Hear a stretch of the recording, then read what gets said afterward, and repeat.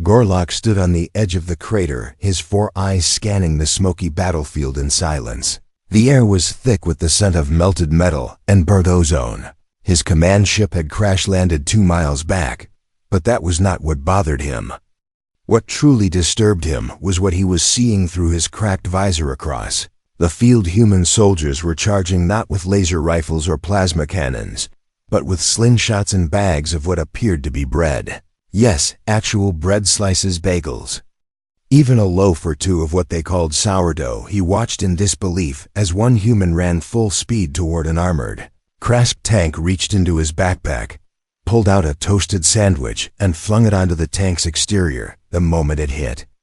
The hull, the metal groaned, sizzled, then began to warp as if the sandwich carried a corrosive acid. His soldiers watched from behind makeshift barriers, confused and irritated. Some laughed, others stared with a mix of awe and fear. "Commander, what are they doing?" One of his lieutenants asked. "What kind of weapon is that?" Gorlock said nothing. He zoomed in with his helmet lens, focusing on the human's hands. The bread wasn't ordinary. It had a strange color on the crust, something greenish like mold, but far too vibrant and thick, and when it made contact with alien armor, the reaction was violent, sizzling, popping, even causing small explosions in sensitive systems. He turned to his squad. "Raise shields now. I want every unit to scan those food items immediately." He ordered. A technician pulled out his scanner, aimed it at the battlefield, and shook his head in disbelief. "Sir, it's not showing any explosive charge or energy signature. They're just using organic food." "That's impossible," Gorlock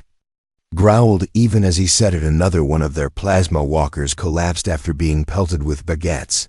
The entire left side had melted into black sludgy. Pulled up battlefield logs and recordings. Frame by frame it became clear these were not ordinary bread loaves. Each piece was coated with a custom compound that reacted violently to crask alloys. It wasn't energy-based, it was biological. "We underestimated them," he said softly to himself. "We always thought humans were primitive. They are not primitive, they are unpredictable." An explosion rocked the trench next to him, sending 2 soldiers flying. A chunk of alien bread landed at his feet. It sizzled against the stone. His boots hissed from contact. "They're using it like grenades." He thought. The implications rolled through his mind like thunder. This was not an accident. This was a strategy. He ordered a retreat back to the bunker perimeter. Inside the stone shelter, he gathered his top minds. A large hologram of the bread was displayed, rotating slowly. "What is this?" one of the scientists asked, scanning it chemically. "It's mostly wheat mold and bacterial enzymes, but somehow the combination disrupts our nanotech armor and corrodes our power systems within seconds." Gorlock stared at the data, his mind racing. "They made a weapon out of Luncer. One of the outer patrol units has captured a human soldier. He's unarmed and carrying a toaster." "A toaster?" Gorlock asked. "Bring him in now." Moments later, the human was shoved into the room, covered in soot and grinning wildly despite the cuffs around his wrists. "Oh, the commander, huh?" the human said. "Nice trench you got there. What is Project Crumbstorm?" Gorlock asked without preamble. Human laughed. "Crumbstorm, that's our lunch line innovation. You guys never saw it coming." Gorlock's jaw tightened. "Explain." "You ever heard of mold warfare?" The human said. "Humans used to wage biological war a long time ago, but now we upgraded that science. Our molds are engineered to hunt your alloys, target your systems, and multiply in your circuitry." "Telling me bread is your secret weapon?" "Not just bread," the human smirked. "It's weaponized culture, literally." Gorlock his hand take him away. His brain was spinning. How could they have anticipated this? How could the most chaotic species in the galaxy design something so absurd and make it work on the field? Another crask walker went down, smoke rising from where a stale waffle had struck the vent intake. "Commander," the lieutenant called out over the comms, "our armor units are failing. Our weapons are jammed. The mold is spreading through internal systems." Gorlock clenched his fists, watching the horizon. Human soldiers moved like pranksters in a circus, firing slices of pizza from catapults and launching butter-soaked toast into the skies. And yet behind the humor was precision. Every throw hit critical points. Every attack crippled advanced machines.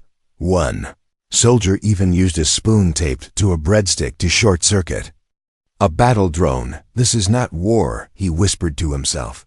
This is madness, the madness that works. He watched the humans dance through the smoke and flames, laughing as they destroyed a technologically superior force using cafeteria leftovers, we thought. They were weak because they had no discipline, no order. But maybe chaos was their real weapon, and now it was spreading like a storm of crumbs. The toast bombs began to burn Gorlock, paced inside the emergency command shelter deep beneath the rocky hillside.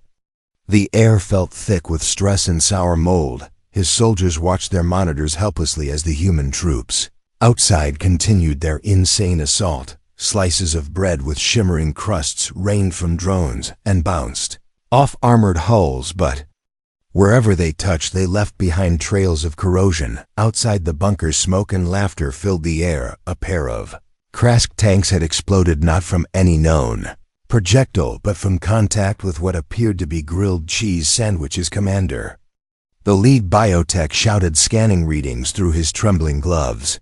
We have analyzed 5 different samples of their food-based weapons.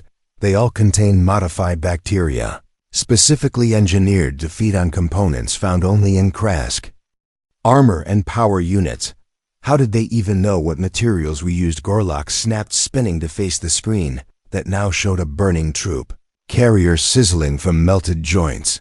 The human prisoner said something about research. Gorlock's assistant said in a low voice, maybe they've been planning this far longer than we assumed. That was unacceptable. The Krask Empire had ruled over a dozen systems. No one had ever resisted them like this with food, just food. The screen blinked and a grainy feed played from a recon drone above. One human soldier stood on top of a broken fence, holding what looked like a toaster. The metal box glowed blue and then launched 2 steaming slices of bread into the air like missiles. One landed on the ground.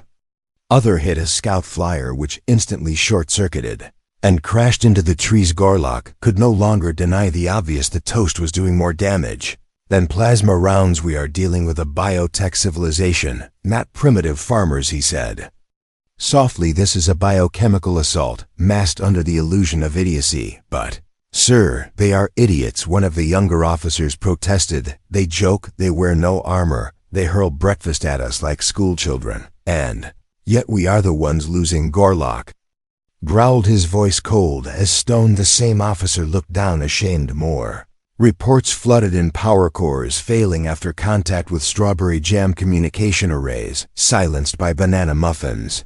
Medical pods corrupted by croutons stuffed with tiny nanospore colonies. Sir, the mold is evolving, another scientist shouted. Their samples are mutating. Even without hosts, they're reacting to our alloys' signatures and spreading across our network cables. They are not just using food, they are using intelligent mold. It was at that moment that Gorlock understood the full scope of the plan. The humans had found the most absurd cover possible for their biological attack and used it to crush their enemies. Psychologically and strategically, he turned to his tactical engineer. Have we contained the spread? We tried burning the infected equipment, but the fire released spores that attached to the walls, sir. Even our disinfectants are failing. Then we need to relocate to the upper ridge before anyone could respond. A loud crack echoed through the bunker walls, flickered green with emergency lights. Smoke crept from the vents. The generator had been compromised. They used toast bombs in the ventilation system. Gorlock whispered in disbelief. Sir, another officer said. The human prisoner escaped during the blast. He left a message behind. What message? Officer held up a burnt piece of parchment with grease stains and a childish drawing of a smiley face. Under it were words in broken Krask script that read hope. You brought butter. Silence filled the room. Some of the younger troops began to panic. This is sorcery, one yelled. They are warlocks of bread. We are not trained to fight against sandwiches, another one shouted. Nuff. Gorlock roared, every war has its surprise weapons. This is ours now. We adapt or we die. But inside his own mind he could feel a chill growing. It was not just the chaos that unnerved him. It was the idea that humans had learned everything about the Krask before ever revealing themselves. They had studied, dissected, and then mocked the Empire with the most humiliating form of resistance imaginable. He looked at the last functional screen outside. 3 humans were dancing around a fire roasting bagels on sticks. One of them launched a sticky cinnamon roll at a passing recon bot. It exploded mid-air with a burst of blue sparks. Commander, the second in command, said again, "We need orders. Evacuate Sector 3 and initiate containment protocols. Dump all crash gear and sterilize with gamma bursts. No food, no packaging, no trace of anything remotely edible. Understood?" "Yes." "Commander," he turned one last time to look at the field. It was not a battlefield anymore. It was a circus of death where humor was the disguise and madness was the method. Gorlock clenched his jaw and walked deeper into the command tunnel, already dreading what new horrors the humans might throw next, because now he knew they weren't just trying to win, they were trying to humiliate them while doing it. They weaponized rock. Gorlock stood in front of the tactical screen, staring at the flashing red signals spreading across every frontline unit. His entire division was disintegrating, and not because of energy blasts or missile strikes, but because of bread, mold, butter spread, and some kind of peanut-based compound that no Krask weapon could stop. The worst part was the silence. No resistance, no bravery, just confusion, as weapons shorted, armor melted, and soldiers slipped into madness as their reality collapsed one crumb at a time. Stepped into the central bioanalysis chamber where the senior scientists had gathered, their faces grim. One of them held up a container of what looked like toast. Under magnification, it revealed a swirling web of engineered microbes glistening with aggressive hunger. "They have weaponized rot," the lead scientist whispered. "The mold is not just alive, it is hunting us." "Explain it." "Target specific synthetic materials found in Krask battlesuits and vehicles. It bypasses shields using electrical resonance, and when it touches circuits, it spreads spores that consume data lines and melt armor." "Is it alive?" "Yes, but not simple. It adapts rapidly. It reconfigures its proteins based on feedback from our tech. The more we resist, the more it evolves. This is not random. This is war-level biotechnology." Gala stared at the bread sample again. "What kind of species creates war mold and hides it in a sandwich?" "One that finds joy in madness," the scientist replied. "One that finds victory in humiliation." Before Gorlock could respond, an alert blared across the room. A new drone was spotted approaching from the north. It was larger than the previous ones and shaped like a floating lunchbox. Beneath it hung a cargo of what appeared to be thousands of waffles. "Waffles, deploy anti-air units now," Gorlock ordered, his voice shaking. The drone moved quickly, and despite heavy fire, it began to release its cargo. Waffles struck the ground with a strange squelching sound, and seconds later, the terrain shifted. Vines and fungus erupted like fireworks from the waffle centers, each one spreading gas that clouded the vision of soldiers. Within seconds, reports came in: eyes burning, lungs choking, systems shutting down, and under every helmet was the echo of laughter. Human laughter broadcast from the drone itself, on repeat in dozens of languages. "It is not just about destruction," the scientist whispered. "They are breaking us from the inside." Gorlock slammed his fist into the console, rage boiling inside. He turned to the communications officer. "Connect me to Central Command. I want direct relay to Krask." High War counseled. The channel opened. Static filled the air for a moment, then a clear voice came through. "Commander Gorlock, report your status. We are under attack by a new form of warfare. The humans are not using traditional weapons. They are deploying food-based bioweapons, molded sandwiches, toast bombs, waffle spores. The Council must understand we are not fighting a primitive race. We are fighting unpredictable biological engineers." There was silence on the line for several moments, then laughter. "Is this a joke, Commander? Do I sound like I am joking?" Gorlock barked. "They have melted half our division with nothing more than engineered bread and snack items. You are telling the Council that Earth, a backwater planet, is defeating the Empire using breakfast food?" "Yes, and they are doing it deliberately, strategically, with precision and intent. They knew we would not take it seriously. They knew we would mock them. Channel closed without warning. Gorlock stood still, his fists. Trembling, he turned to the officers around him, all of them looking pale and stunned. "They do not believe me because it sounds impossible," one of them said. "But it is real," Gorlock snapped. "We have seen it with our own eyes, and yet no one will believe it until it devours them too." Another alert burst through the room. An alien vehicle near the eastern ridge had been overrun. No human troops were seen, just dozens of stale muffins packed with micro-detonators that infiltrated the ventilation systems. When scanned, they showed no threat signature, but once inside they exploded, releasing shockwaves tuned to Krask neural frequencies. They made muffins into bombs. A young soldier vomited in the corner, shaking uncontrollably. "Sir, what do we do now? They are not even engaging us directly anymore. They are just letting the food fight for them."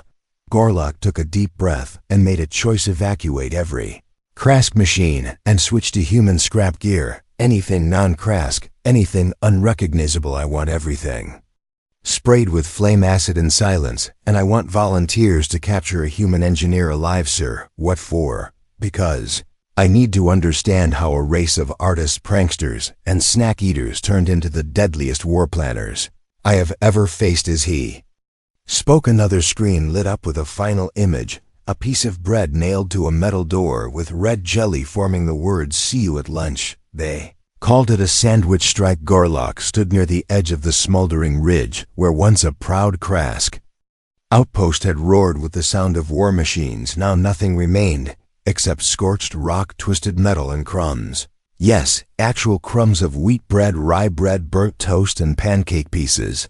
The enemy had not left behind corpses or standard wreckage. They had left leftovers, as if the entire front line had been consumed by a bakery. A communication drone hovered overhead, transmitting desperate messages from other Krask regions. One commander reported losing an entire battalion to jam grenades. Another swore that his communication tower collapsed after a barrage of egg salad sandwiches hit its upper antennae. In the war room, Gorlock's officers stood in stunned silence, watching as a looping video from the human soldier played on all major Krask channels. It showed a grinning woman holding a massive loaf of bread and shouting, "Welcome to Operation Sandwich Strike. We hope you brought extra napkins." Footage then cut to slow-motion scenes of sandwiches being launched from cannons. Bagels stuffed with vibrating tech modules that emitted disorienting signals. Toast covered in sticky engineered mold, sticking to Krask armor and turning it into bubbling sludge. Gorlock turned from the screen and slammed his claws against the wall.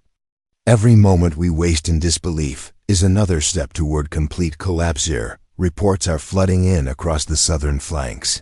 We just lost a convoy because one of the humans attached a peanut butter wrap to the hover engine." One officer tried to remain calm. "We attempted to scan all incoming food, but the microbes they use are dormant until exposed to our materials, and they seem to be hiding them in packaging that resembles local debris. They are using their own trash, their own waste, as cover. It is not trash, it is strategy." Suddenly, the alarm blared a warning: "Sir, multiple airborne objects incoming." He rushed to the observation window above the ridge. Glowing projectiles sailed through the air like fireworks, trailing smoke and sugar. Each one had a crust, each one looked buttery, each one hummed incoming pastry strike. All units brace for contact. The ground rocked with explosions, but not from fire or flame. Instead, the battlefield erupted in clouds of steam, caramel syrup, sticky oil, and an overpowering scent of cinnamon. One Krask tank slid uncontrollably into a ravine, not because it was hit, but because its treads were stuck in melting butter. Soldiers screamed not from wounds, but from confusion, their vision blurred by whipped cream vapors and banana mist systems, fried because of powdered sugar microspores that entered through air vents and devoured data cores. "Sir," one officer yelled, "we have eyes on the enemy." Gorlock rushed to the screen and saw them, human soldiers in aprons, helmets shaped like measuring cups, and one even holding what looked like a grill pan. They were laughing, moving swiftly, and throwing sandwich bombs like seasoned warriors.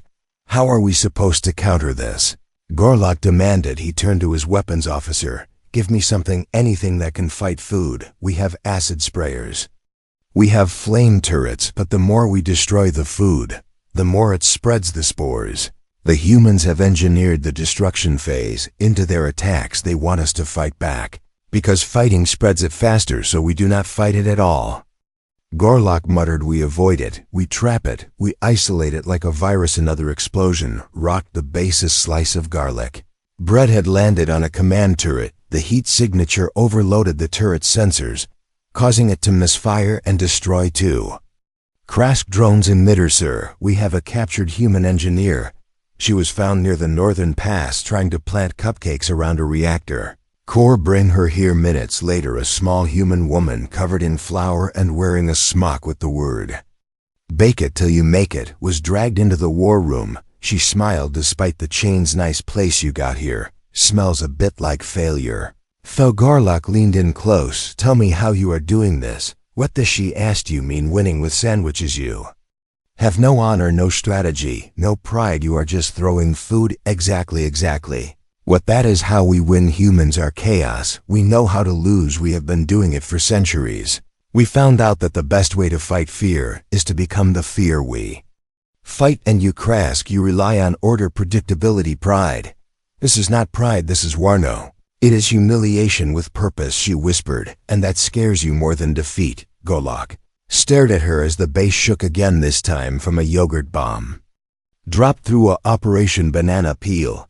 The sky had turned yellow, not from the sun, not from any kind of alien atmosphere, but from banana peels, thousands of them spinning, falling, drifting like warnings from some deranged god. Gorlock stood at the edge of the outer command platform, gripping the rail with shaking hands. Behind him, soldiers scrambled to activate shields, reroute energy lines, and clear out the growing piles of fruit matter that had begun clogging the air vents and exhaust ports. Every ship, every walker, every drone that used Krask standard flight engines had either fallen or malfunctioned the moment the peels touched them. It was not random, it was not even foolish anymore. It was perfect, it was evil, and it was undeniably human, sir. Enemy units are retreating from the southern ridge. One officer shouted. They are leaving behind piles of peels, muffins, bagels, and a strange container marked compost reactor. Gorlock's mind raced. Compost reactor, scan it. Now do not touch it, do not breathe near it, just scan it. The scan came back incomplete. The data refused to stabilize. Every second, it showed different molecular changes, constantly evolving, shifting, mutating. Sir, the reactor is alive. Of course it is, Gorlock whispered, his eyes locking on the data. This is not a war. This is not a prank. This is human adaptation. He turned back to the battlefield and saw a fleet of Krask gunships plummeting from the sky, their engines sputtering, wings folding as the peels began sticking to the metallic joints upon contact. Sparks flew, systems glitched, and entire ships spiraled down without a single shot being fired, sir.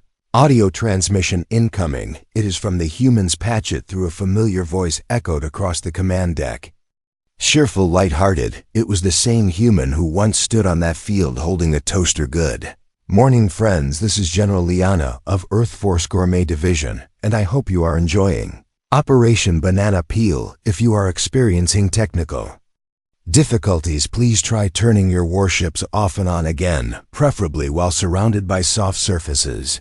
Like pudding. The line went dead. Putting. Gorlock walked to the corner of the platform, where a fresh explosion had opened up the wall, and there, among the rubble, lay a yellow box filled with small cups of pudding. Sir, one of the scientists said, kneeling to scan the cups.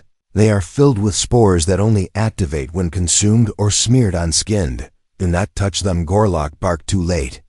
Two soldiers had already opened one. Out of curiosity, the spores erupted in a puff, and the soldiers dropped to the ground laughing, uncontrollably, unable to breathe, their armor suits fizzing like soda. They have learned that we study things before attacking, Gorlock said slowly. So now they design weapons that punish curiosity itself, sir. We have lost air superiority across the Western Front. Banana oil is coating our sensors. We cannot even lock onto targets. Our missiles are flying blind. What about ground troops? They are trapped. Half of them cannot move without slipping. The other half are stuck inside bunkers. Where pancake mold is blocking the doors, Gorlock clenched his fists and stared at the screen where a group of humans were dancing. Around a Krask mech tossing fruit and sandwiches like confetti. None of them wore armor, none of them showed fear, and yet everywhere they went, Krask tech failed. The human prisoner in chains looked up from her seat in the corner. You see what we are doing, right? I see that you are insane, Gorlock growled. No. You see that we studied your pride. You based your whole military on being superior, stronger, cleaner, smarter. We are not stronger, but we are messier, louder, unpredictable. We used your certainty against you. We weaponized our weakness, and that is something you never prepared for. Another officer rushed in from the hallway, his uniform soaked in syrup. Sir, it is the reactors, the compost devices. They are spreading roots. They are sending bioelectric pulses through the ground. Krask alloy is conducting the signal and causing malfunctions across all units.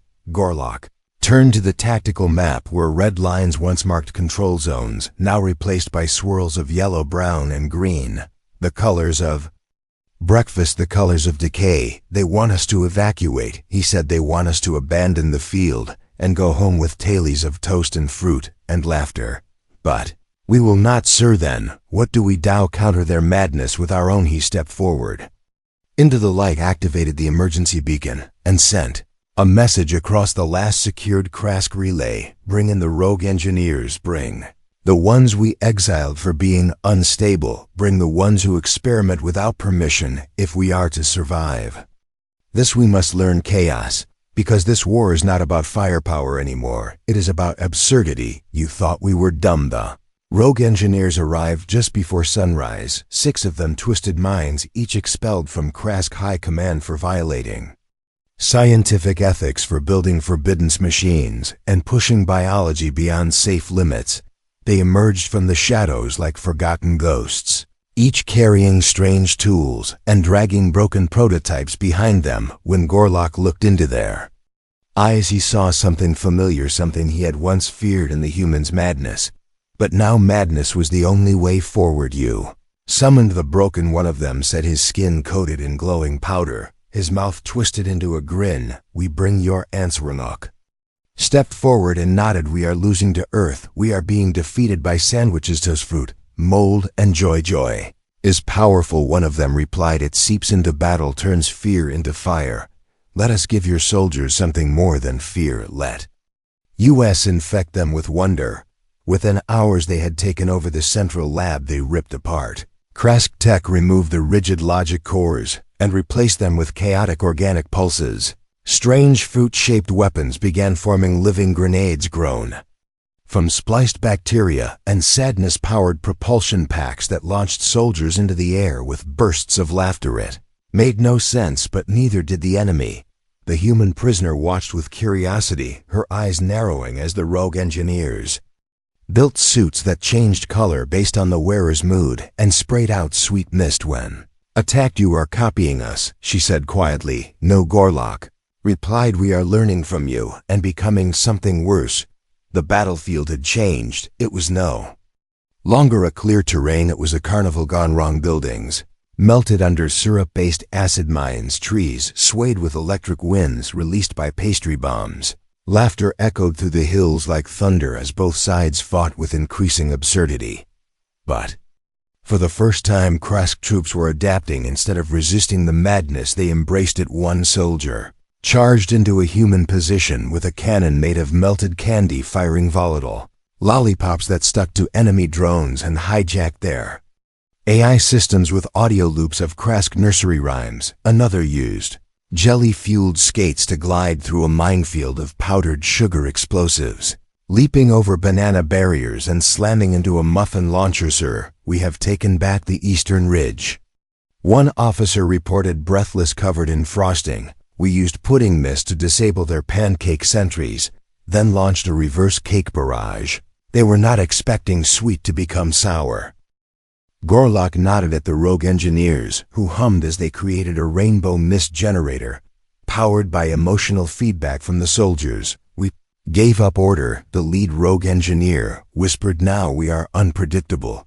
Still the humans kept pushing. Their chaos grew bolder, their attacks weirder. One Drone dropped teddy bears filled with laughing gas. Another delivered fortune cookies that exploded on reading and triggered memory wipes.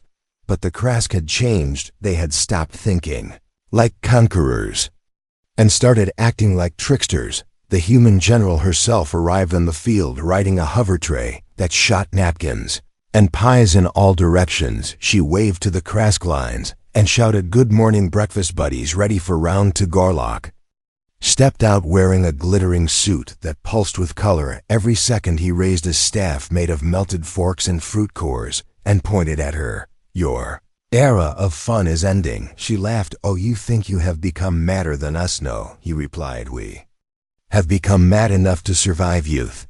Two armies clashed again, but this time it was no longer clear who had the advantage. Human drones were crashing due to Krask jam fields. Bio-pancakes detonated midair, confused by magnetic frosting spray. And banana peels now bounced off new Krask armor made from jelly-hardened chaos plating. "Sir," another officer yelled, "we have breached their pudding command post." Inside, it was not a weapon center, but a kitchen converted into a control hub lined with screens playing cartoons and controls made from candy. The heart of their madness was joy itself, a living virus of happiness converted into tactical brilliance.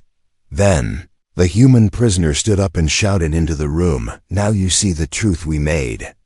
Joy into pain, we turned laughter into war, and you followed us into the storm." But Garlock only smiled. "Yes, and now we will twist that storm into a knife." A final explosion shook the ridge as both sides released their newest abomination, giant blimps shaped like cakes that rained down illusion, sounds, and memories. In the chaos, no one noticed Garlock and the human general walking toward each other. They stopped in the center of the madness and looked into each other's eyes.